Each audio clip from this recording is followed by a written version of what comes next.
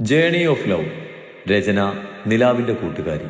അവതരണം സാലിം കരുളായി. ഇന്ദുവിനെയും സീതയെയും അടുക്കളയിൽ സഹായിച്ച് സ്കൂളിൽ പോകാൻ സമയമായതും റൂമിലേക്ക് വന്ന് റെഡിയാവുകയായിരുന്നു ആരു. യൂണിഫോമും സാരി എടുത്ത് കൊടുക്കാനൊരുങ്ങുമ്പോഴാണ് വാതിൽ തള്ളി തുറന്ന് മാഹി വന്നത്. മാഹിയുടെ വീർത്തിരിക്കുന്ന മുഖം കണ്ടതും കാര്യം പറയാവുന്ന ആരു അവനെ മൈൻഡ് ചെയ്യാതെ നിന്നു. ആരവിനോടുള്ള പിണക്കത്തിലാണ് മഹി റൂമിലേക്ക് കയറി വന്നതെങ്കിലും തൻ്റെ മുന്നിൽ ബ്ലൗസും സ്കാർട്ടും ഇട്ട് നിൽക്കുന്നവളെ കണ്ട് മഹി വാ പൊളിച്ചു നിന്നു. എന്റെ ഇങ്ങനെ ഒന്നും കാണാത്ത പോലെ നോക്കി നിൽക്കുന്നത്? ആരും മഹിയെ നോക്കി ഗൗരവത്തിൽ ചോദിച്ചതും മഹി ബോധം വന്നതുപോലെ അവളിൽ നിന്ന് കണ്ണുകൾ മാറ്റി. മഹി അവളെ നോക്കി മുഖം പിടിച്ച് മുഖവും വീർപ്പിച്ച് തോർത്തും മുണ്ടുമെടുത്ത് ബാത്റൂമിൽ പോയതും അവന്റെ പിണക്കത്തിന്റെ കാരണം പറയാവുന്നത് കൊണ്ട് ആരും ഒന്ന് വിശ്വസിച്ച് സാരി എടുക്കാൻ തുടങ്ങി. ആരും റെഡിയായി ബാഗിലേക്ക് വേണ്ട സാധനങ്ങളെല്ലാം എടുത്തു വെക്കുമ്പോഴാണ് മഹി കുളിയും കഴിഞ്ഞ് തലയും തുവർത്തിക്കൊണ്ട് വന്നത്. മഹിയേട്ടാ, തന്നെ കണ്ടിട്ടും കാണാത്ത പോലെ ഷർട്ട് എടുത്തിരുന്നവനെ നോക്കിക്കൊണ്ട് ആര് വിളിച്ചു. മഹിയേട്ടാ. മഹി വിളി കേൾക്കാതെ നിൽക്കുന്നത് കണ്ട് ആദ്യം ഇത്തിരി ശബ്ദം ഉയർത്തി മഹിയെ വിളിച്ചു.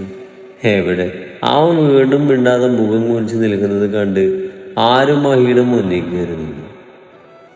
എന്തോ നട ചെകുത്താനെ, തനിക്ക് ചെവി കേൾക്കില്ലേ? അതോ ഇന്നലെ ബോധം പോയപ്പോ നിങ്ങളുടെ ചെവിയുടെ ശക്തി കൂടെ പോയോ? ആരും മഹിയെ കൂർപ്പിച്ച് നോക്കിക്കൊണ്ട് ചോദിച്ചതും മഹി അവളെ നോക്കി ചുണ്ടുകൊട്ടി തിരിഞ്ഞു നിന്ന് ഷർട്ടിന്റെ ബട്ടണിടാൻ തുടങ്ങി. മഹിയുടെ പ്രവൃത്തി കണ്ട് ആരും പല്ല് കടിച്ച് മഹിയെ തനിക്ക് നേരെയായി തിരിച്ചു നിർത്തി. എന്താ നിങ്ങളുടെ പ്രശ്നം? ഓടി, നീ എന്നോട് മിണ്ടാൻ വരണ്ട. മുഖം ഇപ്പൊ പൊട്ടുമെന്ന കണക്ക് വീർപ്പിച്ചുകൊണ്ട് മഹി പറഞ്ഞത് കേട്ട് ആര് വന്ന ചിരി അടക്കി നിർത്തി മഹിയെ നോക്കി. അച്ചോടാ, എന്റെ മഹിക്കുട്ടിനോട് പിണക്കാണോ? അല്ല, എന്തിനാ എന്നോട് മിണ്ടാതെ മുഖവും വീർപ്പിച്ച് നടക്കുന്നത്? ആര് ചിരിയോടെ മഹിയുടെ ഇരു കവിളിലും പിടിച്ചു വലിച്ച് മഹിയുടെ മുഖം മാട്ടിക്കൊണ്ട് ചോദിച്ചു. നീ എന്തിനാ എന്നെ പുറത്ത് കെട്ടിയത്? എന്റെ ചെവി പിടിച്ച് പൊന്നാക്കിയില്ല നീ? ആരുവിന്റെ കൈകൾ തട്ടി മാറ്റിക്കൊണ്ട് മഹി ചോദിച്ചു. പിന്നെ മൂക്കൊറ്റം കുടിച്ച് ബോധമല്ലാതെ ആടിക്കൊഴിഞ്ഞ് 4 കാര്യം വന്നാൽ നിങ്ങളെ ഞാൻ കെട്ടിപ്പിടിച്ച് ഉമ്മ വെക്കാം. ആര് മഹിയെ നോക്കി പല്ല് കടിച്ചുകൊണ്ട് പറഞ്ഞതും മഹിയുടെ മുഖം ഒന്നുകൂടെ വീർത്തു. ഞാൻ പറഞ്ഞതല്ലായിരുന്നു കുടിക്കരുതെന്ന്. നിങ്ങൾ അനുസരിച്ചില്ലല്ലോ. ഇനിയും കുടിച്ചു പോന്ന റൂമിൽ കയറ്റത്തില്ല. കുടി നിർത്തുന്നതാണ് നിങ്ങൾക്ക് നല്ലത്. മഹിയുടെ ഷർട്ടിന്റെ കോളർ ശരിയാക്കി വെച്ചു കൊടുത്തുകൊണ്ട് ആര് പറഞ്ഞു. ഞാൻ ഇനിയും കുടിക്കും. കുടിക്കരുത് എന്നോട് പറയാൻ നീ ആരടി? ആര് കുടിക്കരുത് എന്ന് പറഞ്ഞത് ഇഷ്ടപ്പെടാതെ കുട്ടികളെ പോലെ വാശിയോടെ മഹി പറഞ്ഞത് കേട്ട് ആരുവിന്റെ മുഖം മാറി. ആര് മഹിയുടെ ഷർട്ടിൽ കുത്തിപ്പിടിച്ച് മഹിയെ തന്റെ ദേഹത്തേക്ക് അടുപ്പിച്ചു.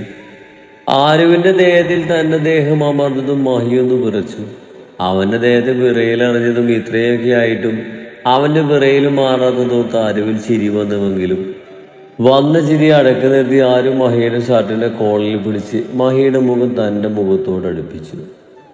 ഒരു നിശ്വാസത്തിനപ്പുറമായി ആരുവിന്റെ മുഖം തന്റെ തൊട്ടടുത്തായി നിൽക്കുന്നത് കണ്ട് മഹി പതർച്ചയോട് ആരുവിനെ നോക്കി. ഞാൻ നിങ്ങളുടെ ആരാന്ന് അറിയത്തില്ലടാ ചെകുത്താനെ നിങ്ങൾക്ക്. ഒന്നുകൂടെ മഹിയുടെ മുഖത്തോട് മുഖം അടുപ്പിച്ച് അവന്റെ കണ്ണിലേക്ക് തന്നെ നോക്കി സ്വരം താഴ്ത്തിക്കൊണ്ട് ആര് ചോദിച്ചതും അവളുടെ ശരീരത്തിന്റെ ചൂടും മുഖത്ത് തട്ടുന്ന നിശ്വാസവും ഒക്കെ ആയതും മഹി വല്ലാത്തൊരവസ്ഥയിൽ മുന്നിലിറക്കി ആരുവിനെ നോക്കി അറിയാമെന്ന രീതിയിൽ തലയാട്ടി. അപ്പൊ പിന്നെ ഞാൻ പറഞ്ഞ അനുസരിക്കില്ല നിങ്ങൾ? കൂടിക്കോ ഇനി നിങ്ങൾ?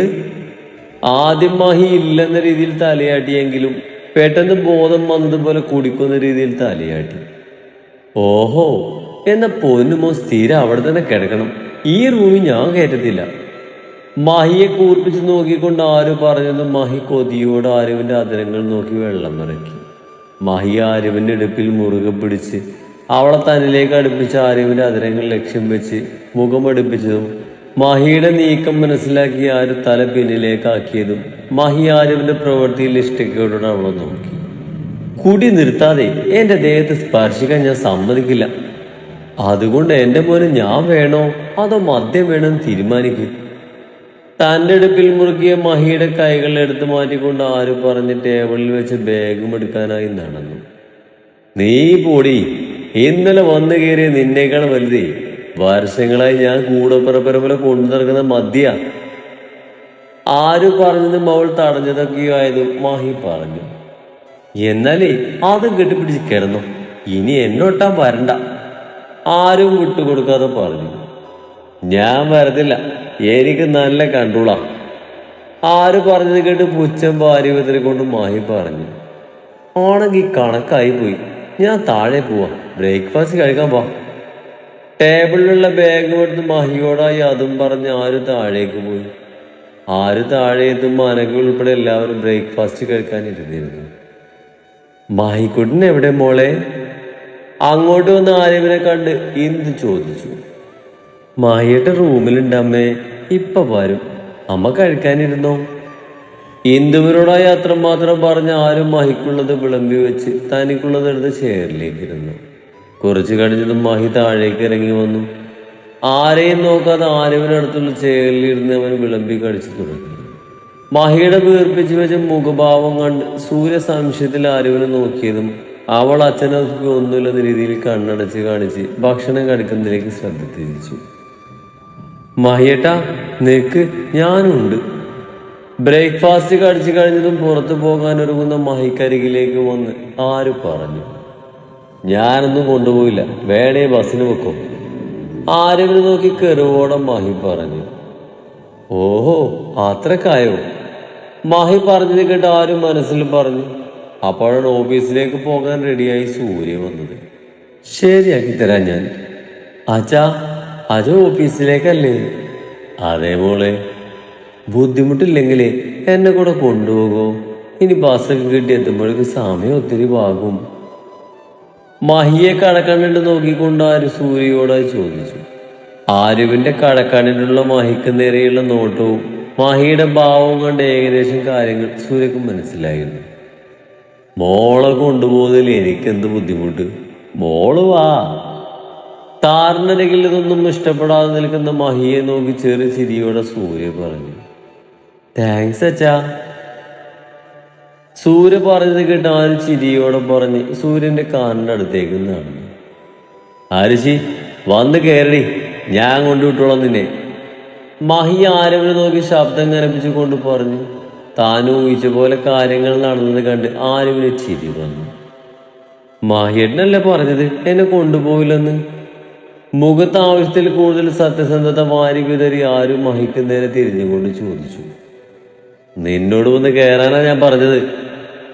ആരവിന്റെ ചോദ്യത്തിന് ദേഷ്യത്തിൽ മറുപടി പറഞ്ഞ് എന്തൊക്കെയോ പെറുപെടുത്ത് മാഹി താറിന്റെ ഡ്രൈവിംഗ് സീറ്റിലേക്ക് കയറിയിരുന്നു. എന്നാ ശരിയച്ചാ.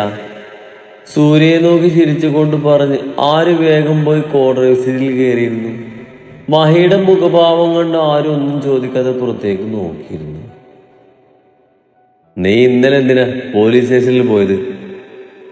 ഡ്രൈവിംഗിൽ ശ്രദ്ധിച്ചുകൊണ്ട് തന്നെ മാഹി ആരുവിനോട് ചോദിച്ചതും അവൾ കേൾക്കാത്ത പോലെ ഇരുന്നു. ആരിശി നിന്നോടാ ചോദിക്കുന്നത്? ആരും കേൾക്കാത്ത പോലെ ഇരിക്കുന്നത് കണ്ട് മാഹി പറഞ്ഞു. ഞാൻ കാർത്തികയുടെ കൂടെ പരാതി കൊടുക്കാൻ പോയതാ. ആരും മാഹിയെ ദേഷ്യം പിടിപ്പിക്കാൻ നിൽക്കാതെ കാര്യം പറഞ്ഞു. എന്തിന്?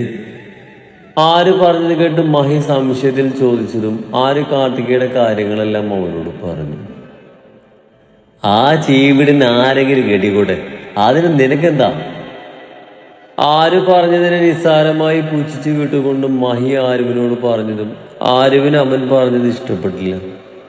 ദേ മാഹിയേട്ടാ, അവൾ അങ്ങനെ വിളിക്കരുതെന്ന് ഞാൻ പറഞ്ഞിട്ടില്ലേ? അവള് പാവാ, അറിയാവുന്നൊരിടത്ത് മാത്രമേ അവൾ വാ തുറക്കൂ. മാഹിയേട്ടനോട് പോലും അവൾ മിണ്ടാൻ വരാറില്ലല്ലോ. പിന്നെ നിങ്ങൾക്ക് നിങ്ങളുടെ വായകൾ എത്ര പ്രിയപ്പെട്ടതാണോ അതുപോലെ തന്നെയാ എനിക്കും എൻ്റെ കാർത്തു.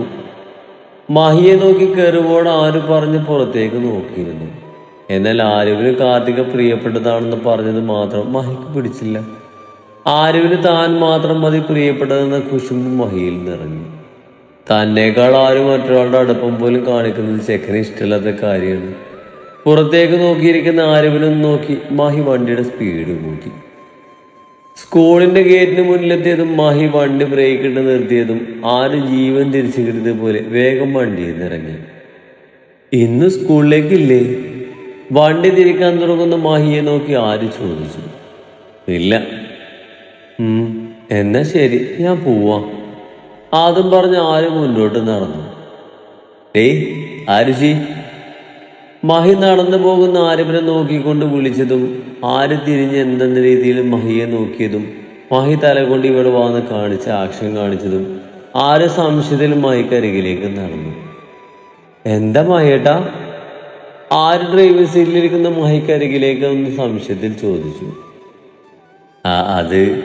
അത് പിന്നെ നീ രാവിലെ പറഞ്ഞത് കാര്യമായിട്ടാണോ? ആരവിടെ നോക്കി തപ്പി തടഞ്ഞുകൊണ്ട് മാഹി ചോദിച്ചു. അതെ, സീരിയസ് ആയിട്ട് പറഞ്ഞതാ. കുടിച്ചിട്ട് വന്ന വീടിൻ്റെ ഉള്ളിലേക്ക് കയറ്റില്ല. കൂടെ എന്നെ തുടങ്ങാൻ സമ്മതിക്കൂല. അതിലൊരു മാറ്റമില്ല. ആര് മാഹിയെ നോക്കി ഗൗരവത്തിൽ പറഞ്ഞു. ഓഹോ, അങ്ങനെയാണെങ്കിൽ ഞാൻ കുടിക്കാതെ വന്നാ നീ ഞാൻ പറഞ്ഞ അനുസരിക്കൂ? മാഹി ആരവിടെ നോക്കി പുരികം പൊക്കിക്കൊണ്ട് ചോദിച്ചു. കാര്യം എന്താ? ആരും മഹിയെ സംശയത്തിൽ നോക്കിക്കൊണ്ട് ചോദിച്ചു. കുടിക്കാതെ വന്നാലല്ലേ നീ നിന്നെ തൊടാൻ സമ്മതിക്കൂ? അവൻ ഞാൻ കുടിക്കാതെ വന്നാ എനിക്ക് നിന്നെ വേണ്ടപ്പോൾ കിട്ടണം. അത് കൊതി തീരും വരെ നീ തടയാൻ പാടില്ല. എന്താ, സമ്മതാണോ? അങ്ങനെയാണെങ്കിൽ ഇനി മദ്യം എന്ന സാധനം എൻ്റെ കൈകൊണ്ട് ഞാൻ തൊടില്ല. ആരും സമ്മതിക്കില്ലെന്നുറപ്പോടെ മാഹി ചോദിച്ചതും ആരും മാഹി പറഞ്ഞത് കേട്ട് നെഞ്ചിൽ കൈകൾ പിണച്ചു വെച്ച് മഹിയെ നോക്കി. നിനക്ക് സമ്മതമല്ലെങ്കിൽ സമ്മതം. മഹിയെ പറഞ്ഞു മുഴുവനാക്കാൻ സമ്മതിക്കാതെ ആര് പറഞ്ഞത് മഹിയുടെ മുഖം വിടർന്നു. ശരിക്കും ആലോചിച്ചിട്ട് തന്നെയല്ലേ? മഹി ഉറപ്പിക്കാനെന്നവണ്ണം ചോദിച്ചു. എനിക്കിനി കൂടുതലൊന്നും ആലോചിക്കാനില്ല. ആരും ഉറപ്പോടെ പറഞ്ഞു. എന്നാ എനിക്ക് വാക്കുതാ. ആരുവിന് നേരെ കൈ നീട്ടിക്കൊണ്ട് പറഞ്ഞതും ആരും ഒട്ടും ആമാദിക്കാതെ മഹിയുടെ കയ്യിൽ തൻ്റെ കൈ ചേർത്തു. ഞാൻ വാക്ക് തന്ന സ്ഥിതിക്ക് ഇനി നിങ്ങൾ ഒരു ലഹരി വസ്തുക്കളും ഉപയോഗിക്കാൻ പാടില്ല. ആര് പറഞ്ഞത് കേട്ടത് മഹി സമ്മതമെന്ന കണക്ക് മൂളി അവളെ നോക്കി മീശയൊന്ന് പിരിച്ച് വണ്ടിയിൽ തിരിച്ചു പോയി. കള്ള ചെകുത്താൻ. മഹിയുടെ വണ്ടി അകന്ന് പോകുന്നു നോക്കി നിന്ന് നിശ്വസിച്ച് പിറുപിറുത്തു കൊണ്ട് തിരിഞ്ഞ് ആര് കാണുന്നത് തൻ്റെ കുറച്ചു പിറകിലായി കൈകെട്ടി നിൽക്കുന്ന കാർത്തികയെ കണ്ട് ആരും ഒന്ന് ഞെട്ടി. എന്താടി, വീട്ടിൽ നിന്ന് സംസാരിച്ച് മതിയാകിട്ടാണോ ഇവിടെ വെച്ച് രണ്ടും കൂടെ കുറുകുന്നത്? അല്ല, എന്താ ഇതിന് മാത്രം സംസാരിക്കാൻ? കാർത്തികയുടെ ചോദ്യം കേട്ടതും അവളൊന്നും കേട്ടില്ലെന്നോർത്ത് ആരുവിന് ആശ്വാസം തോന്നി. ഒന്നുമില്ലടി, വെറുതെ സംസാരിച്ച് നിന്നതാ. അല്ല, നീ ഇന്ന് വൈകിയോ? ആര് വേഗം വിഷയം മാറ്റിക്കൊണ്ട് ചോദിച്ചു. ജംഗ്ഷനിൽ ഒടുക്കത്തെ ബ്ലോക്കായത്, അങ്ങനെ വൈകിയതാ. കാർത്തിക ഓർത്തുകൊണ്ട് മടുപ്പോടെ പറഞ്ഞു. ആ പിന്നെ നിന്റെ രണ്ടാനച്ഛൻ വന്ന് പിന്നെ പ്രശ്നമൊന്നും ഉണ്ടാക്കിയില്ലല്ലോ? ഇല്ല, നാളെയാണ് പെണ്ണ് കാണൽ നാടകം നടത്താൻ അയാൾ വിചാരിച്ചത്. പോലീസ് പരാതി കൊടുത്തതിൽ ഒരു കാര്യമെന്ന് തോന്നുന്നു. കാർത്തിക വ്യസനത്തോടെ പറഞ്ഞു. നീ സങ്കടപ്പെടണ്ട, പോലീസ് അവരെ അറസ്റ്റ് ചെയ്തോളും. അതും പറഞ്ഞ് കാർത്തികയെ ആശ്വസിപ്പിച്ച് ആരും അവളെയും കൊണ്ട് സ്റ്റാഫ് റൂം ലക്ഷ്യം വെച്ച് മുന്നോട്ട് നടന്നു.